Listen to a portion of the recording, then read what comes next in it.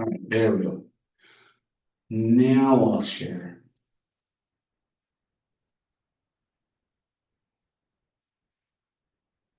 All right. I always like to start a class on social psychology and whatnot with this kind of question. Okay.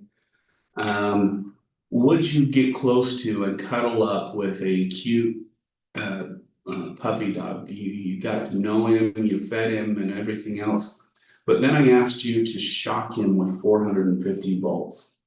In most live classes and whatnot classes, I ask this question, and there's always one or two people that raise their hands, and that would be expected, and no problem with that. Give me a cat, that's even better. But normally, the majority of individuals would say, absolutely not. That's sadistic behavior. I want to engage in that kind of behavior, especially with something that I got to know and be cute with. Okay. And this is the question I'm going to pose for today. And we're going to see how that works out. Okay. Because when we talk about social and personality questions, we go back to, if you remember at the beginning of the semester, we talked about the nature of man. Are humans naturally aggressive, violent, self-interested? Or are we sociable, attachable, affectionate, and companions? What is our nature? And the way that we've treated these questions is through two kind of dichotomies of thinking. These thinkings are what we call dispositional perspectives versus what are known as situational perspectives. Dispositional perspectives is that a person is good or evil because of their personality, their attitudes, their beliefs, their ideas. It is the individual that determines whether they're good or bad. And this is the basis of religion, it's the basis of government, it's the basis of law and rule, it's the basis of much of what we think of the social sciences. We're always looking at what is it about the individual that makes them or motivates them to behave in a certain way. And so especially here in individualistic societies like we have here in the United States, this has been the answer that we often think about. People are either angels or they're devils, in a sense, okay? There's also something called the situational debate. Situational debate is that people are a product of their environment. People are a product of the situation that they're in, and that behavior is better determined by the situation than by individual personality and emotional and dispositional traits. Okay. The situational approach suggests that sometimes we engage in good behaviors unpurposefully, and sometimes we engage in really bad behavior in the same way. Okay. So which is correct? Is it the individual or is it the situation? And if we want to kind of draw the line here when we're talking about dispositional traits, we're really talking about personality psychology, which we'll get to in the next section. What is it about you that makes you unique and the way you interact and understand the world? What we're going to look at right now is the situational debate about how much of the situation really determines how we behave. And so that's where we're going to start with our conversation today. So really what we're talking about in social psychology is what's called social influence. And this is, again, I'll just read this definition. It's a myriad of ways that people impact one another, including changes in attitudes. This is a positive or negative view of something or someone, beliefs, feelings, and behaviors that result from comments, actions, or even mere presence of others. Okay, So under social influence, there's a whole myriad of things that that influence us, okay? Such as conformity, compliance, and obedience, okay?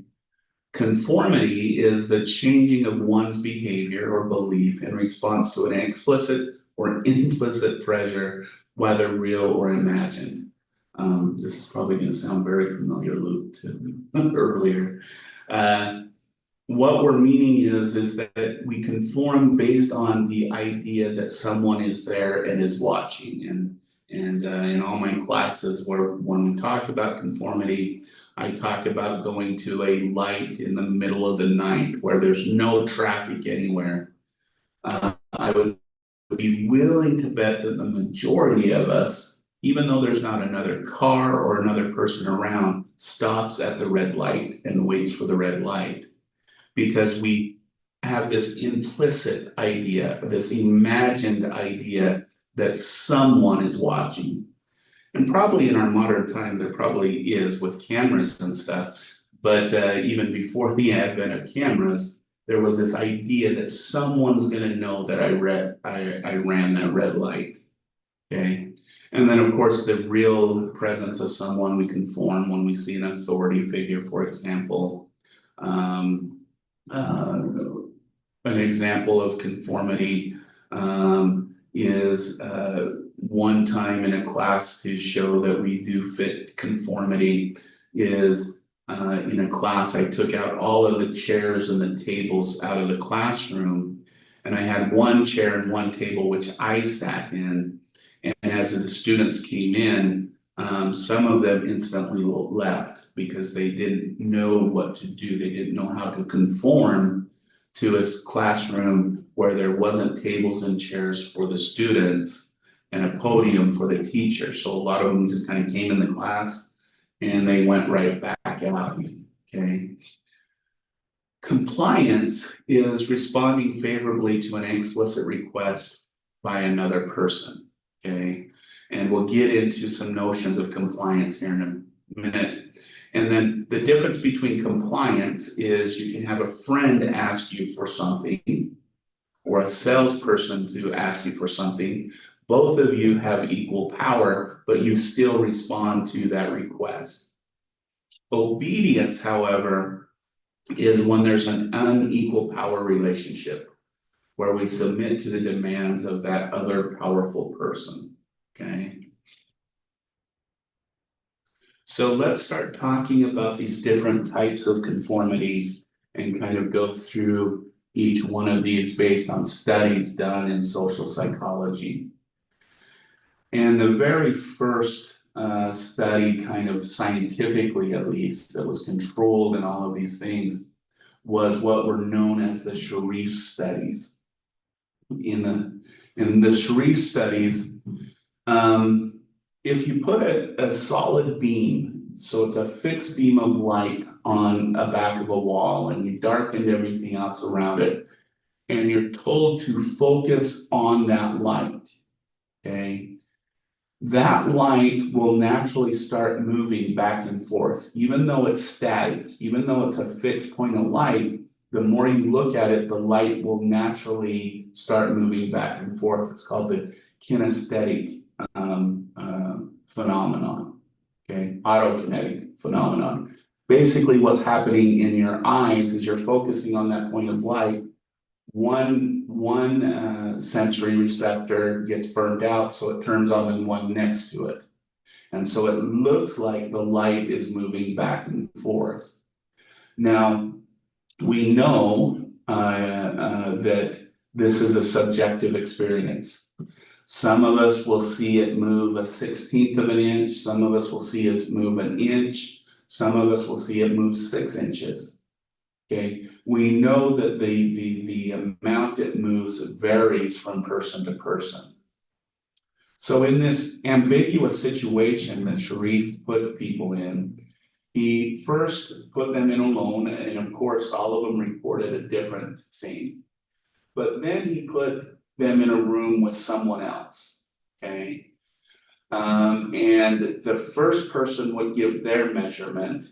And what he found is that the participant would agree with that person without giving their own perception, even though they knew it was greatly different. Okay, so in this ambiguous situation, what Sharif discovered was something called informational social influence. This is an influence stemming from the need for information in a situation which correct action and judgment is uncertain. Okay, so this is one type of social influence. When we're in an ambiguous situation, we will rely on others around us to give us the correct perception of what we should be perceiving, okay? Now,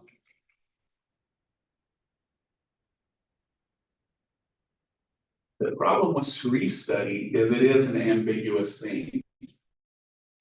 But what happens when we put a person in a situation that is non-ambiguous, that there is a correct answer that is obvious? And this is where the famous Solomon Asch study comes into play. In this study, I'll skip to the next slide. In this study, what Sharif did is he had Confederates in the experiment. Confederates are a person who's working for the experimenter. And he'd have a long table, and all the Confederates would be sitting along that table, anywhere from about 3 to about 6 or 7. And then the participant, the research participant would come into the room and would sit at the end of that table, the only empty seat on the table. And Sharif would begin by presenting the individuals with these 2 cards. The first card has a standard line. The second card, which we'll call A, the second card has 3 separate lines, 1, 2, and 3. And the simple task was that Sharif asked is which line is equal to the standard line A, and I think it's 2. If I'm measuring that correctly. The correct answer is 2. All right. And in some of the trials, all 4 or 5 of them would give the same answer. Sometimes they would give the different answer. The right answer, I should say. Sometimes they all gave different answers. But on some of the trials, they all gave the wrong answer. Let's say they all gave 3. Okay. Now it's obvious that number 2 is the correct answer. So we'll put a star there. But after hearing, let's say, 6 other individuals say it's line 3, the question is what would the participant say? Would they give the correct answer or would they comply to the group? Okay. And what Sharif found is that 75% of the participants, 3/4 of them, would conform to the Confederate judgments. They would agree with them and say, yes, it's line 3, okay? The interesting part, though, is not only did we have this high conformity rate to an obviously wrong answer, 37%, I think I said 32 in the other class, that was a mistake, 37% would continue to conform to the judgment of the group, even though Asch corrected them and showed that the lines were equal, okay? A lot of sociologists especially think that this is kind of the roots of extremism, okay? In that when we find a group with a belief system, whether it be Christianity, Muslimism, Buddhism, whatever it may be, satanic beliefs, whatever it may be, about 1/3 of them will take on an extreme belief system about it that is completely wrong. Okay. And this in Ash's study, it kind of shows out, and in other classes I've talked about politics. We know that on the Republican end, about 1/3 become extremists in their belief system. Just like with the Democratic end, so 1/3 become extremely right on the Republican, and 1/3 become extremely leftist on the Democratic or the liberal end. Okay, and this kind of ASHA study kind of gives light to kind of the reason why you want to conform, you want to be right, you want to be correct, even in when you've been shown that you were wrong, okay? This is what we call normative social influence. This is influence stemming from the desire to gain approval and avoid disapproval from others, okay? So in the first one, it was because it was ambiguity. Remember when we go back to the Sharif studies. Informational social influence is because it's ambiguous. And so we look towards others to find the correct judgment, even if it may be wrong. In this one, there's an obvious right answer, but we want to be accepted by the group. We want to be accepted by and approved by and avoid disapproval by the group. So we conform to the wrong answer, okay? I often think of this when we had in-class live classes, I always said, what would happen if in the middle of class, I jumped on one of these tables and just started dancing. Like I was clubbing on a Friday night when I was 20 years old, okay? What would you do? Well, if you think about that, that would be an ambiguous situation. And if I was recording you all sitting in this classroom, what I would observe is you would look to your left and you would look to your right. Because what you would be looking for is the appropriate response to Dr. Peterson randomly dancing on a table, okay?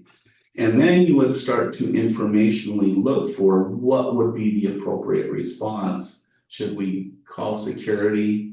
Should we get him off that table because he's a huge guy and he's gonna break something? Should we leave? Should we, and we look at other people. Now, or do we all get up and dance on the table? That could be a response too. That would be fun. So we look towards others to see what would be the appropriate response. Get out the dollar bills, all right, I could use that extra money. Get out the dollar. All right, I might keep that. Yes, we're recording. So, next. Okay, no, we won't do that. Maybe So on the table. maybe not on the table. So we look towards others to see what the response is, okay? And this brings up another interesting thing about both normative and informational social influence, okay? Is later in the course, we're gonna talk about helping behavior, all right? And we often think in our world that if I were to have a heart attack, I'd want to have it in front of a large class. Because with all of those people there, it would be obvious that at least one of them would jump in and help. Okay. But what actual research shows is if you're gonna have a heart attack, have it in front of less than 3 people. Because that actually increases your chance of getting help. And we'll get into things like social loafing, get into things like people think that there's someone else there that can help them better than me, so I don't need to help, and all of those things. But it's an interesting thing looking at the social influence that as the numbers increase, the probability of help decreases, which is an interesting kind of thing if you think about it. But we'll get more into that in a little while. All right. So what are some situational factors that influence conformity? from other research beyond these two simple studies. One is unanimity of the group. It is easier to participants not to conform if you just one other person disagrees with the group.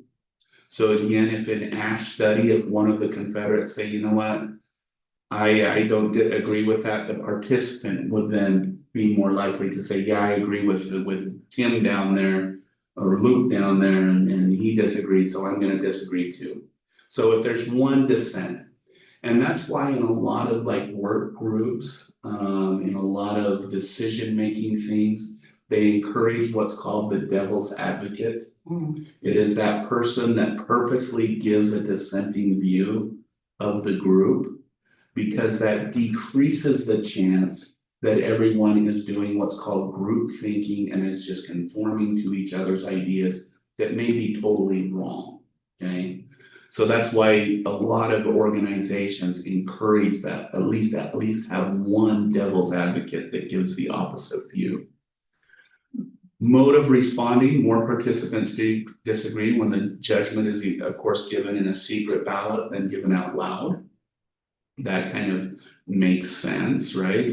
I know that I get more student evaluations when I let students know that I won't know who they are, and they tend to be more honest too. Sometimes brutally, you guys. They tend to be more honest, and students tend to say more of what's on their mind, that rather than trying to satisfy or think what other people would put on this and whatnot. So status, greater conformity was shown for participants of a lower status than groups, members of participants who wanted to be part of the group, okay, or part of the group. So we find that in a situation, individuals who are considered in a lower status. So we could look at this from an organizational perspective. So a manager versus a frontline worker. The frontline worker is more likely to conform to the manager, versus two managers are less likely to conform with each other, if that makes sense, okay? If we think about it from a social perspective, those with greater power are less likely to conform than those who have lesser power, which if you think about it, makes sociological sense. Because if you don't have power, you have to make sure you have the resources that you want and need. And one of the ways to do that is just to conform to what's needed to get those resources. So it kind of makes sense if you put it in that guise, okay? All right, let's talk about obedience, and we'll talk about this very classical study about what is called the Milgram study. There's a great movie out on it that was, I think, was done in 2020 or 2019. If you get a chance, I'd encourage you to take a look at it.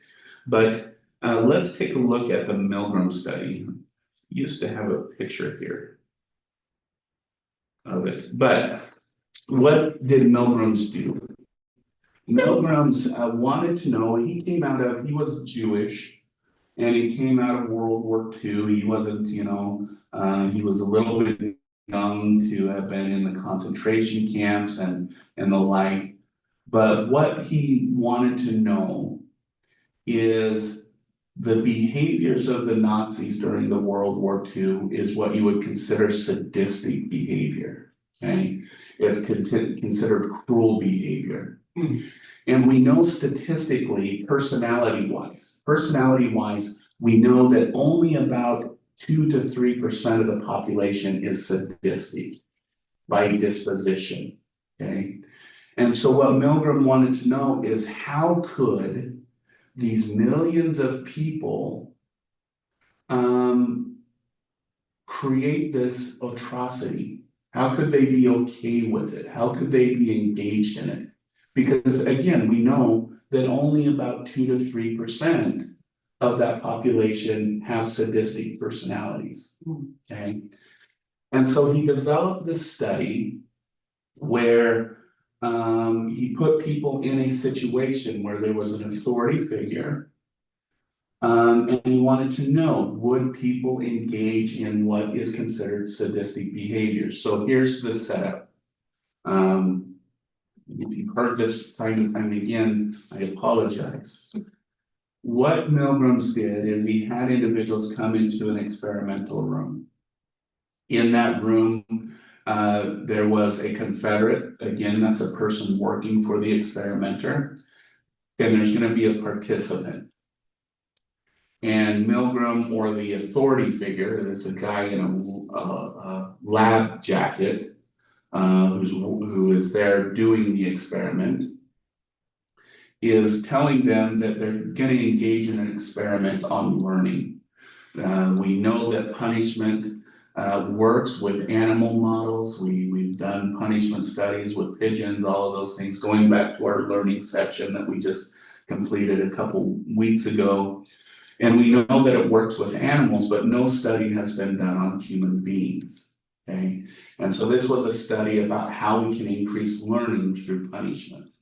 Okay, and one person is going to be the learner, one person is going to be the teacher, and they flip a coin. The coin is fixed so that the confederate is always going to be the student and the participant is always going to be the teacher. Okay. And they take the confederate, the learner, back to the room. They strap him down into this kind of fictitious electric chair type apparatus. And they do administer one shock. In the total experiment, there were no actual shocks except for one. They gave the teacher one shock so they knew what it felt like. They gave him a shock of 45 volts so that he kind of had an idea of what the learner was going to experience. Okay, they take the teacher, the participant, back into the other room where there's this shock box. Okay, on the shock box, there's a bunch of switches that goes from 15 volts to 450 volts in increments of 15. So it go 15, 30, 45, 60, and so on, clear up to 450 volts. And what at the end of the 450 volts, it would say XX could cause death, those kinds of things. Which I know if there's an electrician in the room, I know there's amperage and voltage doesn't really mean that, yeah, okay, so, but you know, this is an experiment, there were only a couple electricians involved, but we get that, okay? Anyways, so the question would be is how many would go up to 450 volts? And he went around and he talked to his psychiatrist colleagues, his psychologists, clinical psychologists, and they predicted only 1 to 2%. The 1 to 2% would go all the way up. But he decided to do the experiment anyways, and they couldn't have been more wrong. He actually found that in the pure experiment, 2/3 of people would go all the way up to 450 volts. Okay, indeed. What he found is, I think there's a slide in here, okay, is that we could actually make anyone, shock someone anywhere from 10% clear up to 90%, okay? Only 10% would go up to 450 volts if a person next to them didn't go up to 450 volts. So if they had another teacher sitting by them and they gave up, only about 10% would give up in the real experimental condition.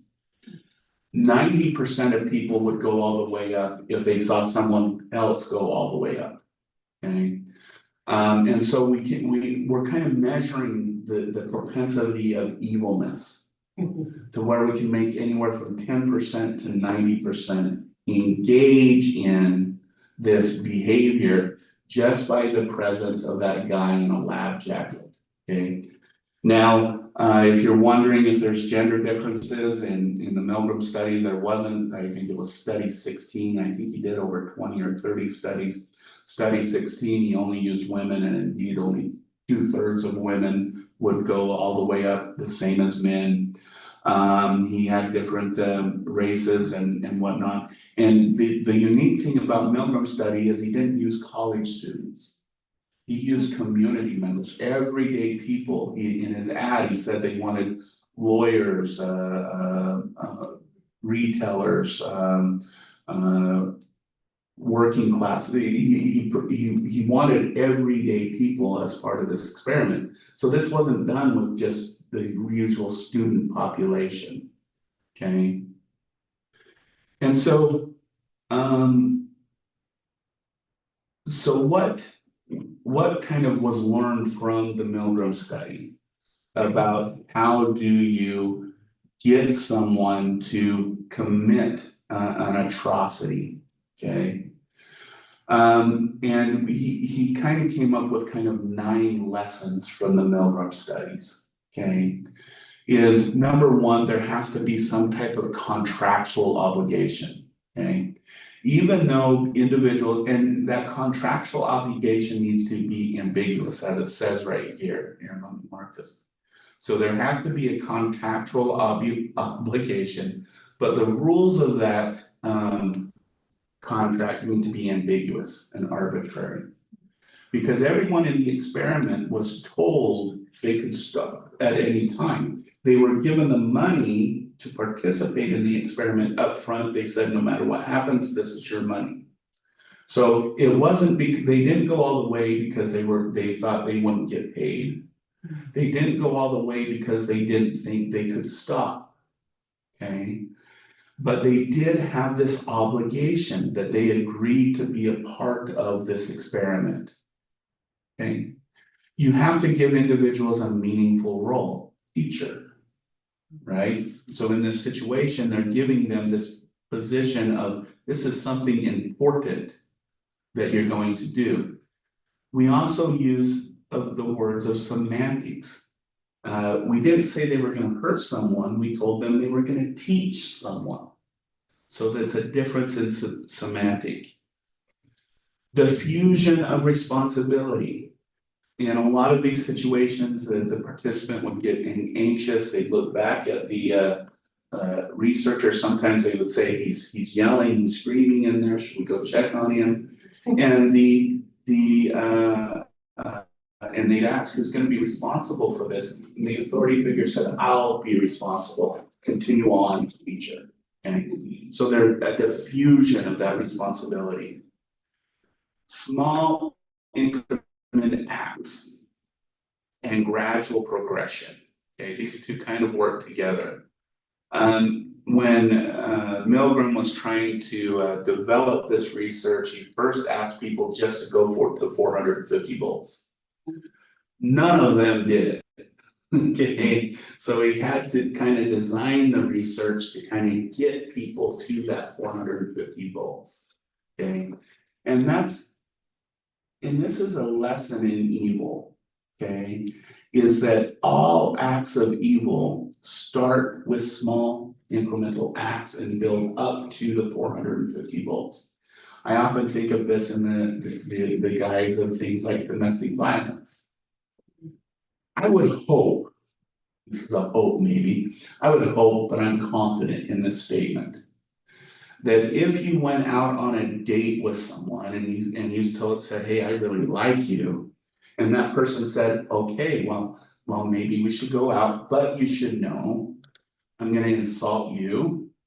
I'm gonna make it so you can't talk to your family and friends anymore.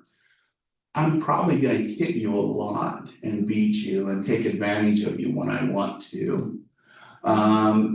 You address me the way I want to be addressed, and I will address you as however I want to, whether it be you stinky, smelly, whatever. And that's how it's gonna be.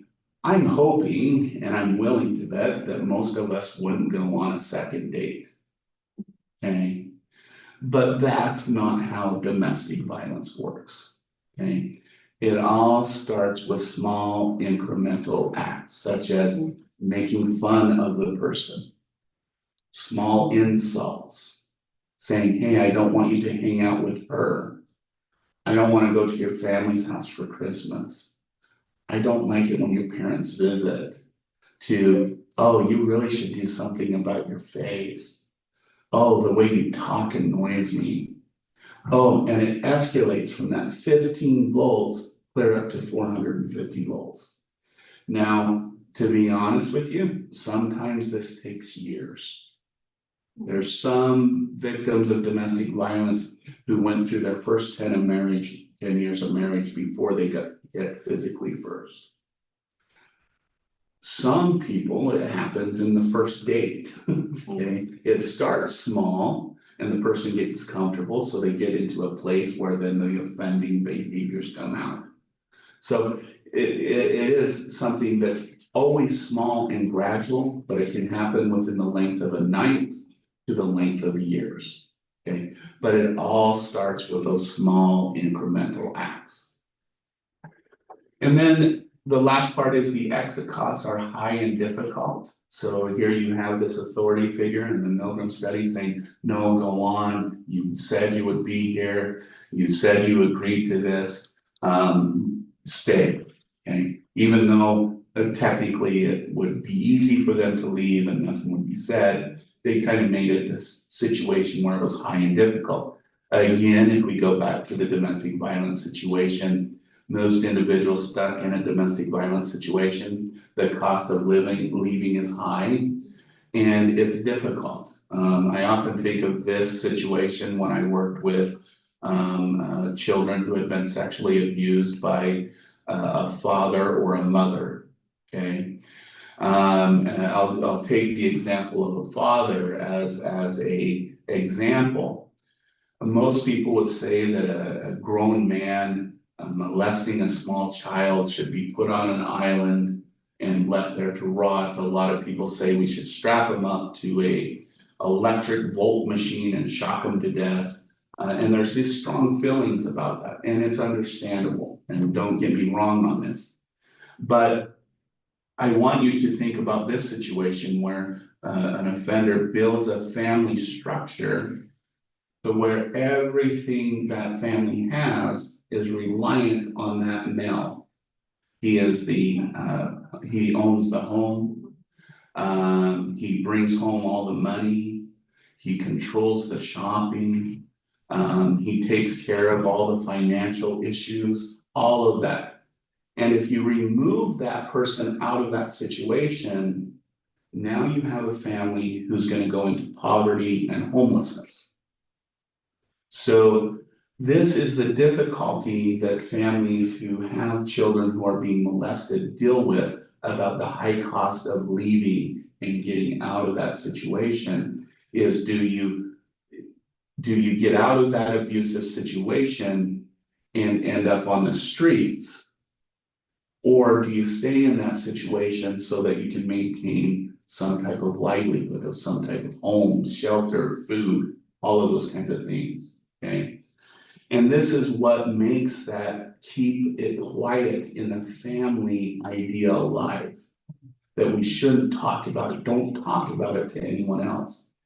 When dealing with men, especially whether it be a boyfriend or a husband, in the center that I worked for, the very, very first person that would come to that man's defense is the biological mother of the child being abused. I cannot think of a case where the biological mother, no, I lied about that. There's 4 cases where the biological mother was done. But in the majority of the cases, the biological mother defended the boyfriend or the husband. Okay, and this is part of this lesson from Milgram's about the exit costs being high and difficult. Okay. Offering an ideology, a big idea. So in this experiment, again, it wasn't, you're gonna come in and shock the hell out of someone and we're just gonna watch, okay? It was, we're advancing science. We're advancing our understanding of learning and education. You're part of this bigger picture. And if you think about, again, the Nazis, that's what they did. They were gonna make Germany great again. German people are good people, and you can be a part of this revolution about bringing our roots back. Okay. So those are the 9 lessons we've learned from the Milgram studies and how they kind of played out in real life scenarios. If you think about some of these, you might be able to relate a lot of these to our recent political debate, but I will not get into that. You can do that on your own. So now what about those puppies? So in the Milgram studies, you had a situation where the authority figure was unknown. Okay, but what happens when you have, and have respect for and a relationship with the authority figures? And this is what these researchers, I can't remember their name, I think it's on the next slide, decided they wanted to know. So what they did is they took some high school students and some, I think they were some freshman college students who over the course of a semester developed a relationship with their teacher. Okay. Their teacher is going to be the authority figure in the situation. Okay. And what their job is to do is to take a little puppy dog, which they had over the last few days have been grooming and feeding and taking care of. And they're going to be told the same paradigm as the Milgram study, that they need to teach the dog a trick or give it a shock. Okay. And again, the shock 15 volts up to 450 volts.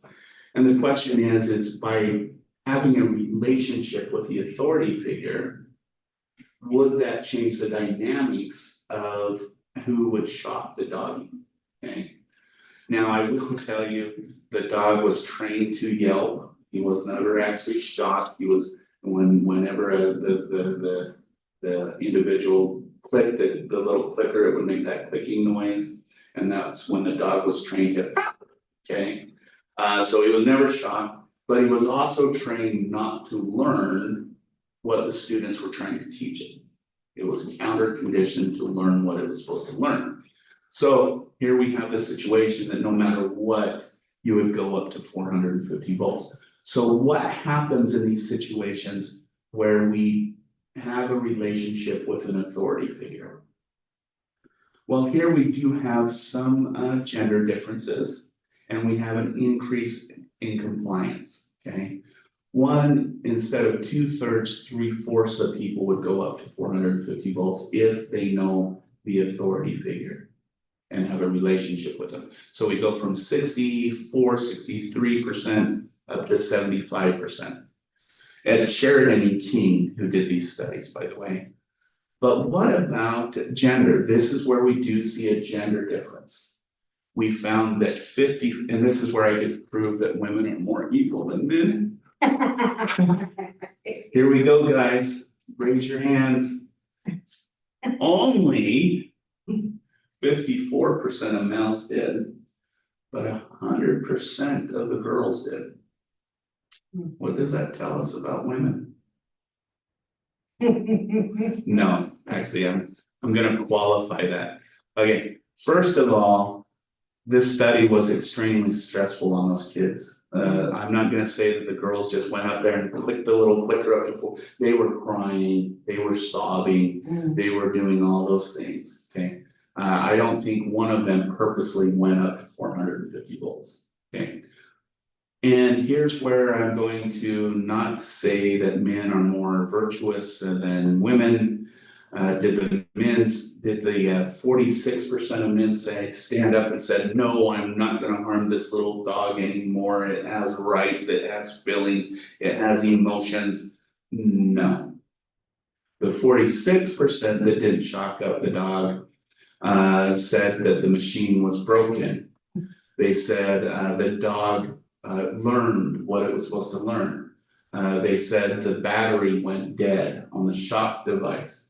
None of them protested. They all made excuses not to go up to 450 volts. Okay.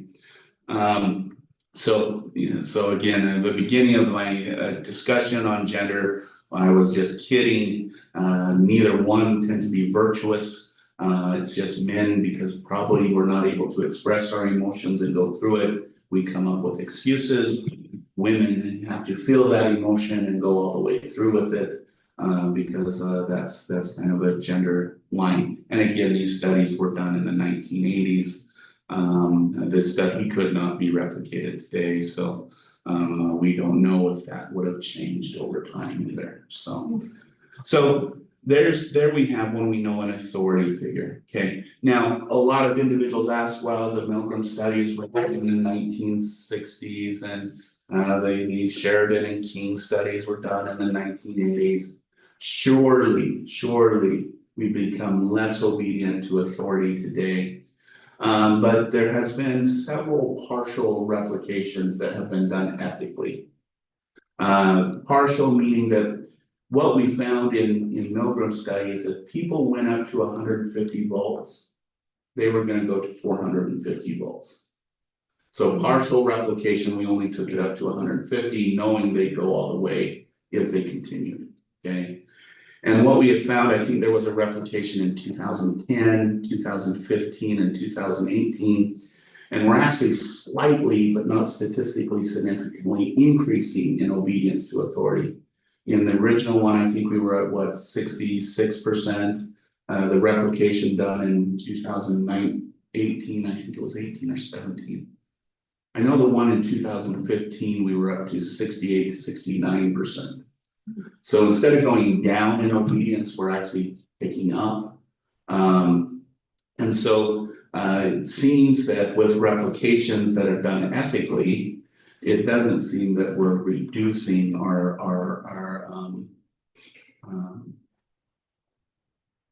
compliance to obedience to authority. So now I always have, when I first started teaching, I always had classes who doubted this.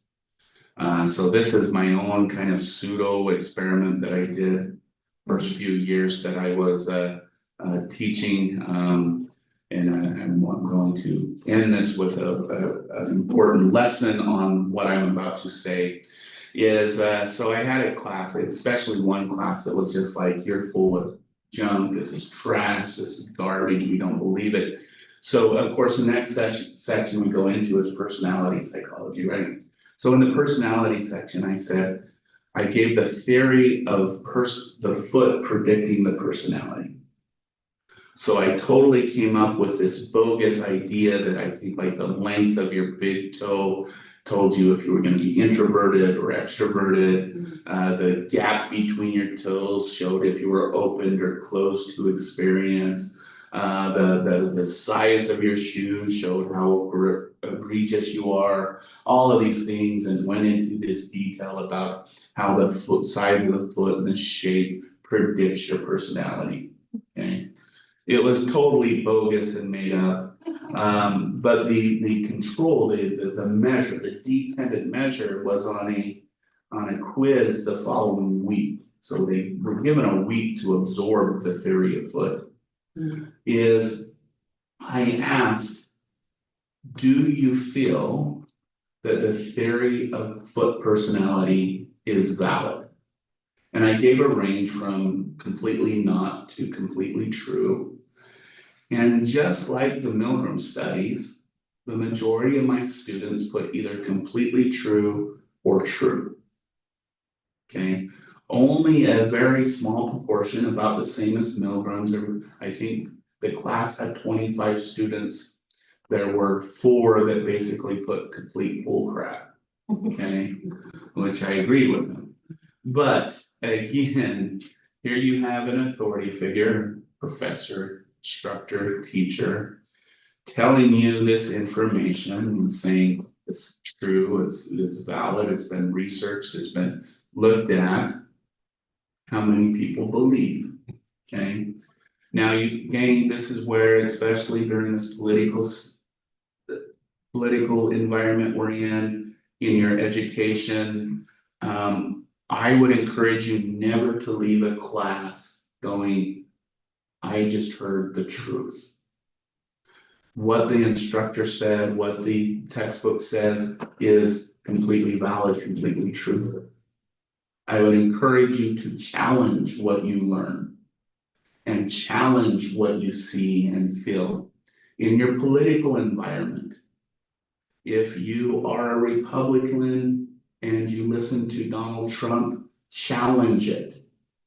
If you are a Democrat and listening to Kamala and Biden and that, challenge it. Don't just blindly say, well, they're an authority, so they must know. Otherwise, you're gonna start believing that feet predict your personality. Okay, so just think about that as you go through your education, as you're viewing your political ideologies and everything else. Always remember, authorities aren't always right. Sometimes we make shit up. All right. So let's go through a few more real life examples of situations. So this next situation is going to be good if you have an X in the ER that you really don't like. Maybe you can set this situation up for them.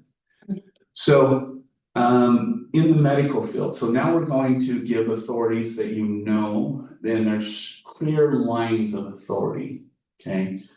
One thing about the medical field is that when the doctor walks into the room, they are the ruler and they're the king, okay? And nurses are there to provide the services that the doctors state. Now, if anybody's been through nursing school, it's incredibly hard, okay? I have complete respect for nursing students. They do classes that I don't even think I should as a doctor pass, okay? So we know that nurses, especially registered nurses, have an incredible medical education. They know medications, they know that certain dosages are really bad for patients. They also know that they can administer a drug without a doctor's signature. And in the ER, that doctor's name needs to be on an ER roster. Okay, so here we have a situation that we're gonna put some nurses through. We're gonna have a fake patient, okay? And we're gonna have this medication that if you give over a certain amount, it's pretty sure you're gonna kill them. Okay, so let's say it's 20 cc's, and what the nurse is gonna be asked is to give 25, 30 cc's. The nurse has the education, and on the bottle it says, do not give over 20 cc's. Okay, now, safe for good. We actually filled it with water just in case we didn't catch the nurse in time, so we didn't try to kill anybody. But we're also gonna have a doctor call. The doctor's name is not on the roster, it's a made up name.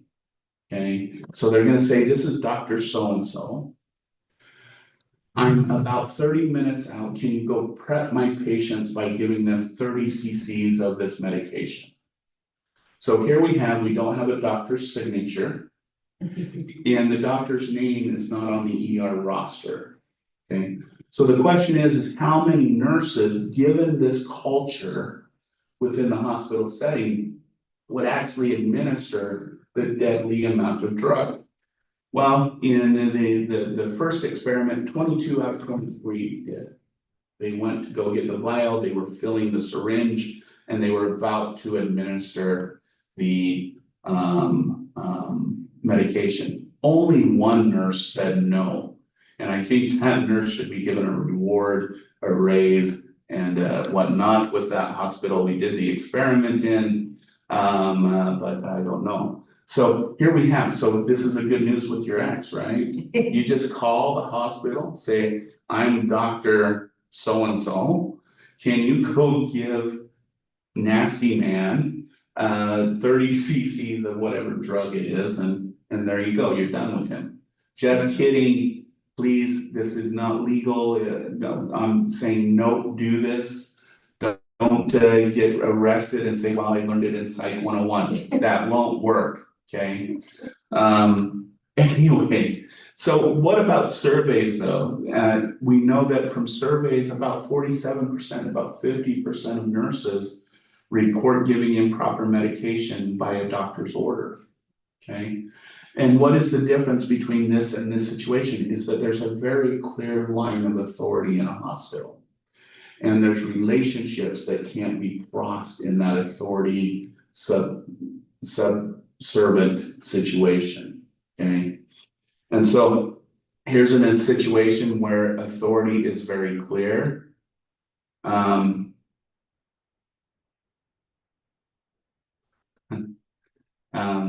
And whatnot. So there's another example. What about another example where authority is very clear? Okay, when we look at airplanes, we have a pilot and we have a co-pilot. And part of the co-pilot's job description is to actually call the pilot on mistakes that the pilot is making. That's part of their job description. Okay. But an analysis of 27 airline accidents investigated, 81% of them, the root cause was due to that first officer, that co-pilot, did not properly monitor and challenge the captain's decision. But again, here we have in the culture, not the job description, in the culture, you don't challenge the captain if you're the first officer. You don't say you're doing this wrong in that culture, just like the hospital culture. So this is another situation where despite the dispositional responsibility of the individual, they give in to the situation, okay? In a Dutch study, this was interesting, and they had over 500 participants over 5 studies. And what they were told was they wanted to, they said they had these applicants, okay? And these applicants were trying to fill out an application or something to deal with employment. And they were told to stress the applicant, make them stress by making remarks to them while they were taking the employment test, okay?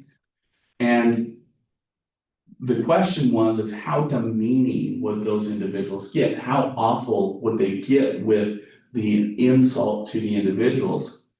And about 90% made very demeaning and personal, stressful remarks, saying stuff like you're stupid and worthless. You can't do this, you dumb, stupid person.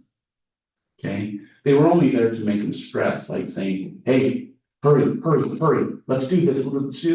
But about 90% of them would then go to personal attacks and start demeaning the person due to, again, that experimenter just walking around. Are you stressing them enough? And are you stressing them enough? Are you getting them stressed? And just by those terms, they would go to these demeaning, derogatory things about the individual they didn't even know. Kind of an interesting thing when we look at that. Okay. And we'll end with this today. This is a real life example. It was what's called the strip search scam. They happened between 1998 and about 2002. But there was one very successful individual that did this. He did it in 68 different situations in over 32 different states. And I believe there's actually a Amazon show about this. It's kind of interesting. Is what he did, let me kind of explain this quickly, is what he did is he would go to different fast food joints, and he would find ones that had like an assistant manager or someone that was a young female, okay? And then an older, usually female manager, okay? Well, and what he would do is he would call and say, and I want you to listen to this terms, this is Officer Joe. I am investigating a chain of thefts in your in your restaurants, okay? From here on out, I want you to refer to me as not officer, but sir. That was a very important theme. He goes from a fixed identity of authority to an ambiguous authority, from going from officer to sir. Okay, remember going back to the Milgrams thing. And you have a person there that we think is responsible for these thefts. Her name is Jill, the young assistant manager. I'm about 50, 60 minutes out. Can you bring her to the back room and kind of keep her there until I'm there? And do me a favor, keep me on the phone so that I can hear and hear everything. And so being that, the manager would go get Jill and say, Jill, come back here and you know, there's this investigation, and the sir would say, okay, Jill, we know that you're stealing. Are you stealing? And of course, Jill would protest, no, no, no, and goes, okay, how about we shorten this up so that when I get there, we can just resolve this and we'll be done with it. Would you mind if your manager searched you? And she go, and of course, anyone, sure, come over here. And pat her down. And so they pat him down, and remember the small incrementals that we talked about with Milgrams. And the guy would go, you know what, I know it's her. Do you mind if you get searched with your shoes off? Okay, then your socks off. How about you take your shirt off? Your pants, your bra, your underwear. And it always gets a little quiet right now, but in these 68 situations, the majority of them, they ended up bringing a male in to help with the search. And in a lot of these cases, it ended up in sexual assault. Okay. This happened in 68 different situations, 32 different states. And you have to ask, wow, what's going on here, right? What's happening? If you look at the job of fast food, what is the job of fast food? You start with an order, you mechanically work through that order, and you get that order out. You start a shift, you end a shift. What's this young lady wanting to do? She wants to get out of that shift. She wants to get out of there. What she has to do is go through the mechanical orders to get out of there, which is being obedient to a strip search. What is the person doing? They're doing what's ordered of them. Just like at a McDonald's. A McDonald's employee shouldn't put extra mayo on your sandwich unless you ask for it, right? Okay, so that's the process. Okay, that's the situation the individuals are in. Okay. And so how then can the individual not only become the victim but also the offender? How did they end up in that situation? Well, think about the Milgram studies. Okay. Now in this, it's kind of an interesting thing. The guy who did the phone call was never convicted because he never committed the crime. But a lot of the managers and employees involved did get convicted. Okay. Now, am I going to say that some of the young men and even the women who were involved in the sexual assault, did they maybe want to commit an assault or whatnot? I'm going to say probably a few. I'm not going to say that human nature isn't that awful, that there were a few that would enter into that act to satisfy some power or sexual need. But I would argue that the majority of them didn't come to work and say, I'm going to sexually assault Jill today. Okay. And some of them probably didn't always do it mostly mentally willingly. Okay. And so again, this is a real life example of the power of the situation, the ability of an ambiguous authority figure to persuade individuals to engage in behaviors that they normally would not. Okay, so this is where we're headed. We have a few more examples of this. And we are over time as well.